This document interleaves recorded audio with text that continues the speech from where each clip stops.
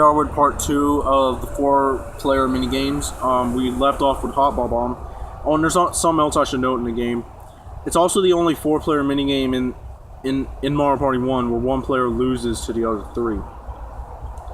So yeah. I'm somewhat good and somewhat mixed on this variation. In the Mario Party 1 variation of this game. Hot Rope Jump. This is pretty much a fan favorite game that appears in both Mario Party 1 and Mario Party 2. Both games are good in its way. In this game, you're in a dark room full of Podoboos. The objective is to jump over a jump rope that consists of Podoboos. If a player touches it, they will be burned and eliminated. The more rotations the characters will complete, the faster they will spin the rope. In Mario Party, the character gets burned by the jump rope first will lose the game and forfeit 5 coins to each character. It's changed in Mario Party 2, but we'll get into detail in that game. I like Hot Rope Jump. I like both variations of the game. It's pretty fun, although I like this Mario Party 2 variation better. But we'll get into detail of that when I get to Mario Party 2. I know I keep saying that, but it's just how it is. Next is Keep Away. This is a game some people rate on their list, some on their best list. I like this minigame too for its ways. Now in this game, all the characters have to work together to put the key in the keyhole, avoiding these little Koopas. In the beginning of a game, one character is handed a key, a Bowser key. At the end of the room, there is a keyhole with a barrel in front of it. Scattered around the room are 5 spiked Koopas. The character with the key must make their way to the keyhole that is located in the center of the room. The spiked Koopas will try to attack the characters and steal the key from them. However, if one of the spiked Koopas manages to get a hold of the key, then all the characters will lose the minigame, which is a bad part to me. I hate when that happens, when just one Koopa grabs it and then the minigame ends when the key is inserted to the keyhole. If the characters fail to get to the key to the keyhole, then each of them will lose 5 coins. And if they manage to get in to the keyhole, they will be rewarded 10 coins apiece.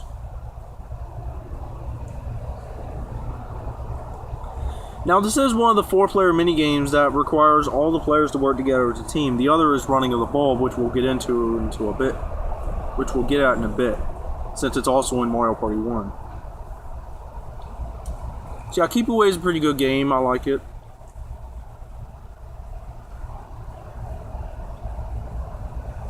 Mario Bandstand. This game is so seriously underrated. To me, it's one of my favorite minigames in Mario Party 1. It's one of my most favorites, and probably almost my most favorite minigame in Mario Party 1. And a lot of people don't seem to rate this game that much on any list. To me, it's one of my most favorites. In this game, you have to this is technically some other thing. It almost feels like a 1 versus 3 minigame, but it's not. In this game, one person is the conductor who makes up these who must move the control stick in a pattern. What shows up there. The other three are playing instruments. One playing the violin, one playing drums, and one playing a trumpet. And must play the buttons. The music, I like the music in the game too. It sounds pretty good. So, Mario Bandstand, easily one of my most favorite minigames in Mario Party 1. It's just pretty fun to play every time I see it. I always feel happy when I play it. It just sounds good to move to the music. It's just pretty good. Mushroom Mix-Up. Now, a lot of people seem to like this game, but they don't rate it on Mario Party 1 lists that much, like some didn't. Some haven't. But it's kind of a similar game in Mario Party 2 did, but we'll get to that.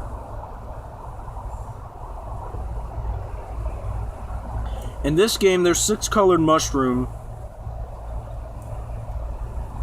and a white platform that Toad stands on. The object is to be the last man standing. Toad holds up a flag, and the player must run to the corresponding mushroom. The player may jump and ground pound their opponents to keep them from making it in time. When a character falls into the water, they are disqualified and the blooper takes them away. This is a pretty alright game. I like it. I like how it feels looking at the colors of the mushrooms and everything. It just feels very competitive to be the first one there, so, and be the last man standing. So, one of my favorite mini games in Mario Party 1. Musical Mushroom.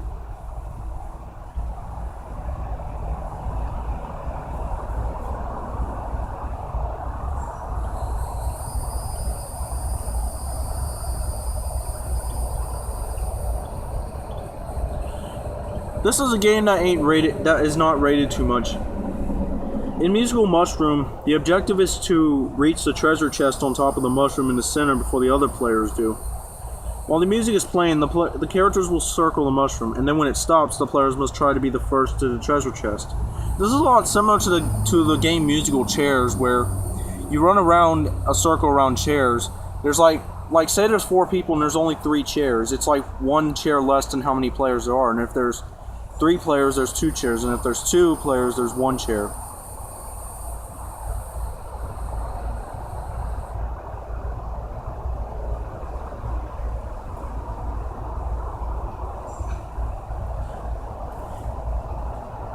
So yeah, that's what this game's similar to. So, it's an alright minigame.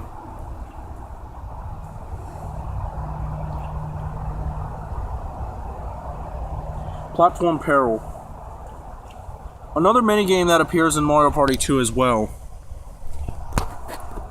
I like both versions of the game too. For both games, the players must run and jump across platforms. Now all the platforms are checker form, and then there's little obstacles, brick-shaped pyramid things that are in the way to block you. I'll go into more detail of what it looks like in Mario Party 2 when I get to that list, so... The Mario Party 1 version may seem a little bit standard because of how it's just like one whole set of things, but it still kind of feels competitive too, in its own way, so... Pretty alright game.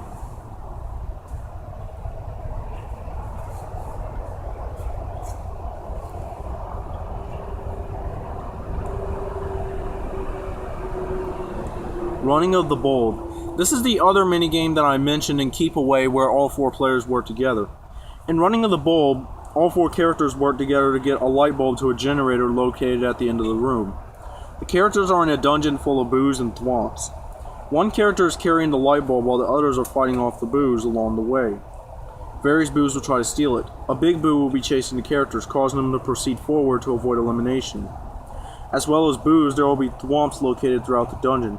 If a thwomp manages to pound a character that is carrying the light bulb, the player will be squished and lose possession of the bulb. If a boo touches a character, they will possess the character and start to walk towards the big boo. The only way to save the possessed character is for another character to attack them or get squished by a thwomp. If a character is engulfed by Big Boo, they will be eliminated.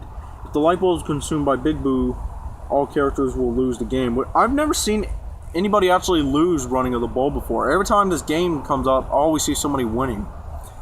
Like, I rarely ever see anybody lose Running of the Bulb. I never see that happen usually.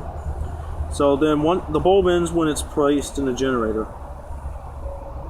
And they will be rewarded 10 coins each.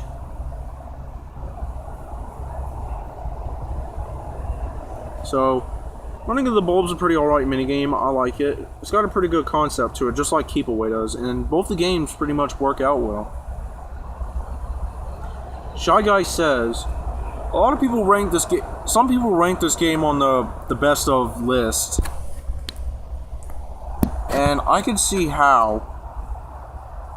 Shy Guy Says to me is pretty interesting. In this game, the players raise the same colored flag as the Shy Guy raises. Sometimes, however, the Shy Guy puts up both flags, lowers one, puts down the other, and keeps up the first flag. If a player picks the wrong flag or is too slow, the Shy Guy in Mario Party 1 will cut the rope hole in the barrel, eliminating him or her from the game. So, yeah. And it's different in Mario Party 2. And another weird thing is, this game actually got remade all the way up to Mario Party 8. It even makes an appearance all the way in Mario Party 8. So, it's pretty interesting. But when I get to there, I'll talk about it then. And I'll speak with the Mario Party 2 version when I get to that. When I get to that game. Skateboard Scamper. Some people rank this on the worst list for some reason, because yeah, of the fixed camera and how you can't really see what's happening, or you can't really pass for the camera thing and everything. You're all fixed in one position. It looks like you're head to head, where there's no telling who wins. So in Skateboard Scamper, you must race each other on a skateboard to try to reach the goal first while avoiding items that hinder the progress.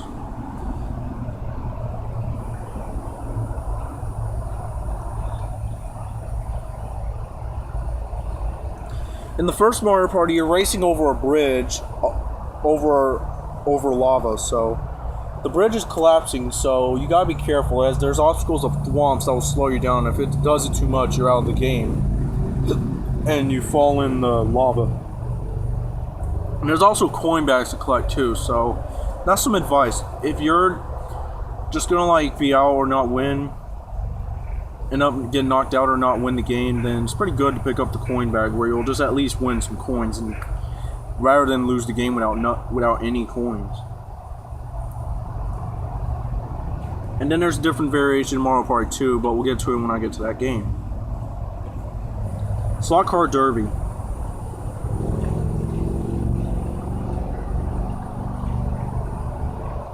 This is another minigame also featured in Mario Party 2.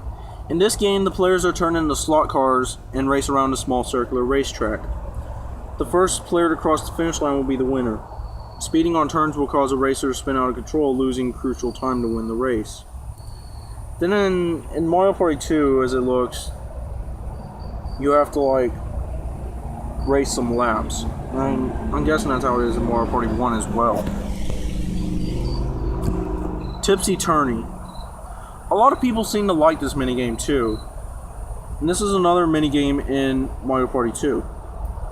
The game consists of 4 players on a panel where they must use a shell to reveal a hidden picture, where it's just a picture of some coin in the Mario Party 1 version, while another version in Mario Party 2.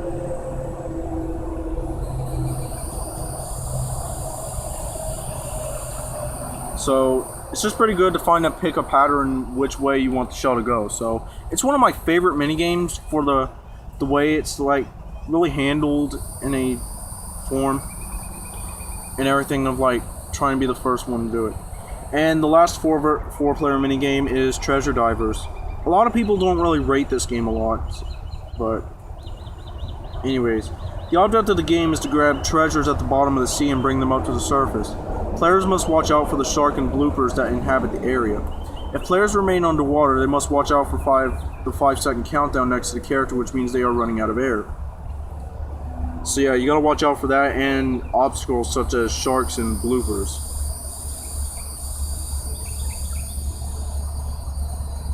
So technically it's an alright minigame. It's not too rated high for me, but it's a pretty alright minigame when I play it. So that is the 4-player minigames of Mario Party 1. And I'll be ready for the 1 versus 3 minigames in Mario Party 1.